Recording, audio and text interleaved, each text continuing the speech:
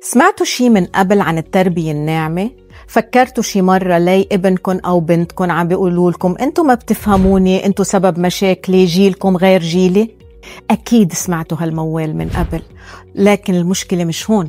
المشكلة صرنا بدنا نأكد لأولادنا أنه نحن أهالي مثقفين وعم نواكب العصر وعم نواكب الترندات تيك توك، ودخلنا للأسف بعصر التربية الناعمة وكسرنا التربية التقليدية اللي برغم من كل قساوتها بدي أعترف أنه كان جيلكم عنده صحة نفسية أقوى من جيل اليوم.